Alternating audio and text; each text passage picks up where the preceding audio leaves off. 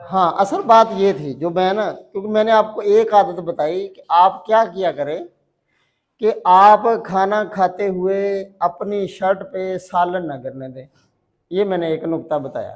تو اس نقطے میں نفاست ہے، اس میں کتنی چیزیں چھپی ہوئی ہیں. ایک تو آپ کو کھانا سلولی اور احتیاط سے کھانے کی عادت پڑ جائے گی. وہ جو ڈفر لوگ ہوتے ہیں نا، اندر دھند کھائی جانے بڑے بڑے لقمے، ہوتا ہے نہیں. آپ احتیاط سے سالن لگائیں گے، احتیاط سے لقمہ پکڑیں گے، احتیاط سے چبائیں گے.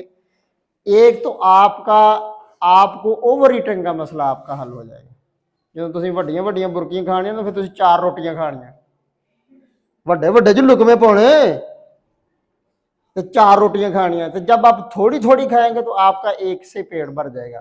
اور میں نے یہ بات آپ کو بتائی ہے کہ کم کھانا صحت، کم بولنا حکمت، اور کم سونا عبادت. کم کھانا کیا ہے؟ صحت ہے. اور یہ بھی میں نے آپ کو بات بتائی ہے کہ اللہ کے نبی نے فرمایا کہ بڑی ہوئی توندیں، بڑی ہوئی وڈے وڈے ٹھڈ، بڑی ہوئی توندیں کفر کی نشانیوں میں سے ایک نشانی ہے. بیماری کی وجہ سے نہ کسی کا مسئلہ ہو فزیکلی، اللہ معاف کرے. اگر تو کسی کا کھا کھا کر توند نکلی ہوئی ہے تو وہ ایک ڈفر ہونے کی دلیل ہے. ذہین لوگ کبھی بھی یاد رکھنا میری بات، ذہین لوگوں کی یہ سمبل ہے ان کا. ایک ان کی اور علامتوں میں سے ایک علامت یہ ہے کہ وہ زیادہ بسیار خور نہیں ہوتے، زیادہ کھانے والے نہیں ہوتے. زیادہ کھانے والے کو کہتے ہیں بسیار خور. ایک لفظ ہے کیا؟ بسیار خور. کیا لفظ ہے؟ ایک ہے بسیار خور، یعنی زیادہ کھانے والا.